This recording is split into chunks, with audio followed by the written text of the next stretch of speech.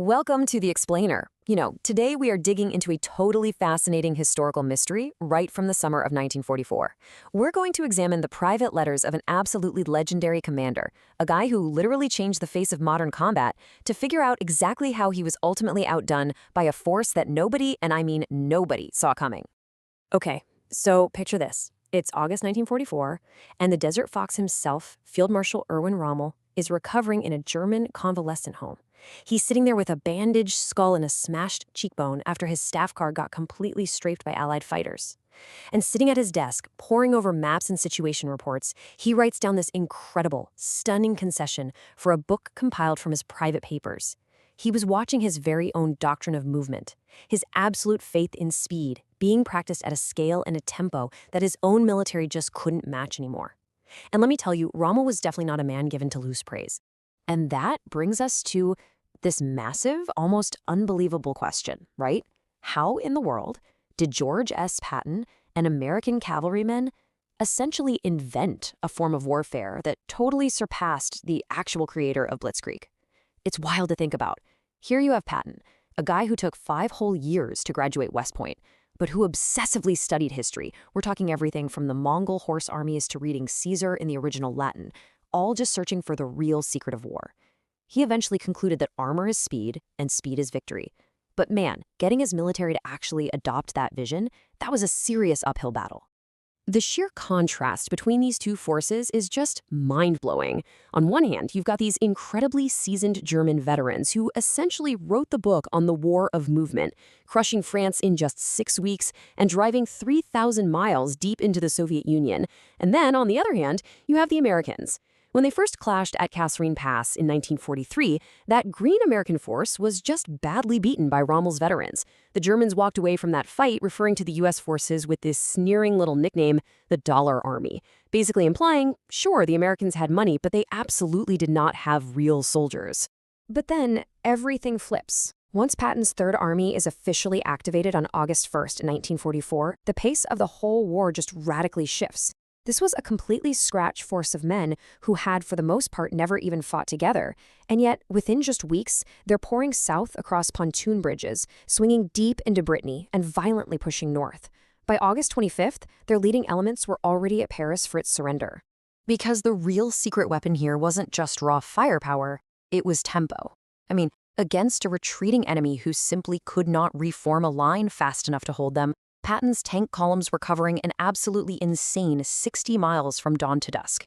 German headquarters were constantly receiving these fragmentary, completely panicked reports. The Americans are already at Le Mans. The Americans are already at Orleans. They literally could not track the speed of this advance. Now, a staggering velocity like that doesn't just happen by magic.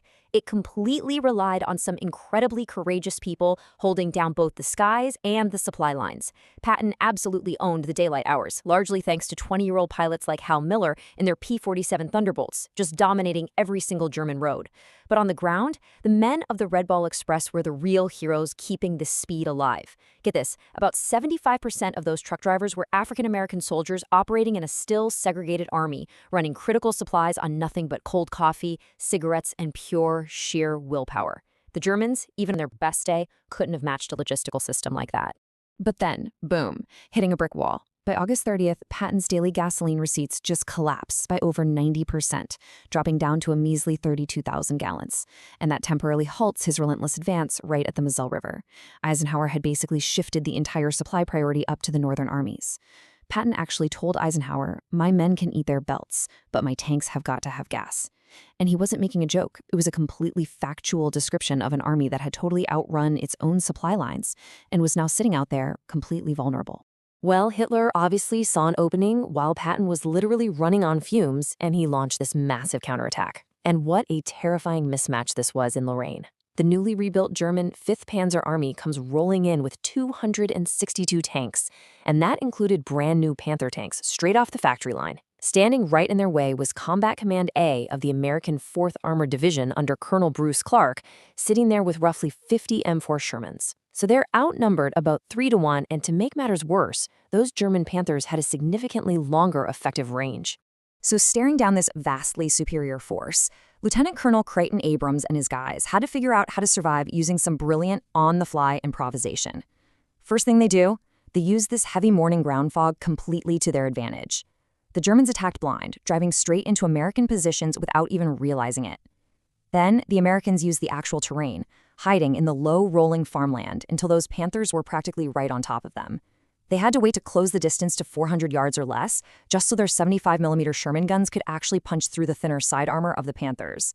And the result of those 11 days of brutal, running combat against a numerically superior force, it is absolutely stunning. The numbers really tell the whole story here. The 5th Panzer Army lost roughly 200 of its 262 tanks and assault guns. The 4th Armored Division, they lost about 48. Patton would actually later call Crichton Abrams his only peer, declaring him the world champion of tank commanders. But you have to ask, how did a totally green, vastly outnumbered force completely dismantle the supposedly superior German war machine? Now, you might be thinking, how did the Germans lose that so badly? Well, it wasn't due to bad equipment. It was actually the tragic loss of their core military doctrine after suffering millions of casualties on the Eastern Front. It's called Auftrags tactic, or mission tactics, and it's what made the Germans so incredibly lethal early in the war. It completely relies on having a really deep bench of captains and lieutenants who are specifically trained to make independent decisions on the fly. But by the time Patton was racing across France, 3 brutal years in Russia had basically eaten the heart right out of the German officer corps. So those newly formed panzer brigades at Ericourt, they had the shiny new tanks, but their officers were completely raw, coming straight from the depots. On the flip side, the Americans thrived precisely because they brought a totally different set of advantages to the fight. Their ranks were packed with these highly adaptable young men and a rapidly built officer corps that completely lacked the rigid bureaucratic peacetime habits that usually stall out armies. Plus, think about who these guys were. They were farm boys from Iowa and Texas. When a Sherman tank threw a track out in a cornfield, they didn't sit around waiting for a maintenance battalion to show up. They just fixed it themselves because they'd been improvising with metal and engines since they were kids. That kind of ingrained habit is something the Germans simply could not replicate by military decree. And it all filters down from Patton's core operational philosophy, which basically boiled down to one rootless, unbreakable rule: find the enemy, hit him where he is not. He ran his entire headquarters like a school, relentlessly pushing his commanders to take the initiative. He believed almost with a religious intensity that a moving column was fundamentally safer than a stationary one. Now, Rommel had believed this exact same thing back in the desert, but by 1944, Hitler was micromanaging the German armies so heavily that officers needed permission for withdrawals at the battalion level, and taking the initiative was often punished as straight-up insubordination. But the ultimate undeniable proof of Rommel's concession happened a couple of months after his death, right in the middle of the Battle of the Bulge. In December 1944, this massive German surprise attack totally surrounded the 101st Airborne at Bastogne. Patton was told he needed to pivot his entire army to relieve them. During a meeting in Verdun, Bradley actually told Patton doing so was impossible. But Patton, he had already drafted the contingency plans before he even left his headquarters. He moved 3 whole divisions. We are talking 100,000 men and 130,000 vehicles, disengaged them from an active ongoing offensive, pivoted them 90 degrees, and attacked in horrible winter conditions all within 48 hours. And what's truly mind-blowing is that it was this exact same battle-hardened force that pulled off an impossible winter logistical miracle. The spearhead of that massive movement was none other than Crichton Abrams' 37th Tank Battalion. Yep, the exact same men who stopped the Panthers back at Aricourt. On the afternoon of December 26th, a lone Sherman tank named Cobra King smashed through the German encirclement in a freezing blizzard, literally destroying hidden anti-tank guns in face-to-face combat to finally relieve the siege at Bastogne.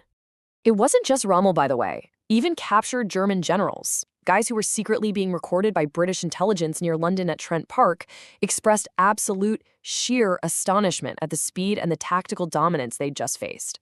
In those bugged conversations, they expressed true professional bewilderment.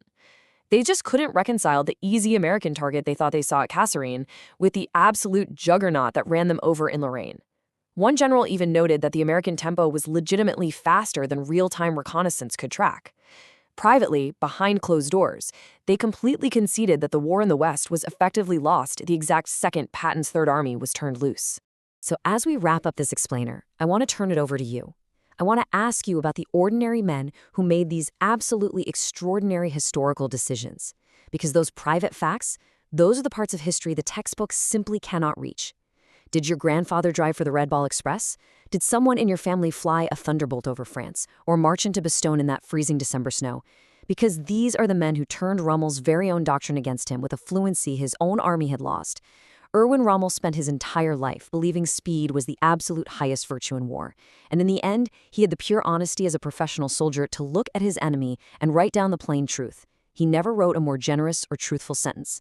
So what ordinary men in your own family's history stepped up when nobody warned them the moment was coming? Keep that provocative thought with you and keep learning.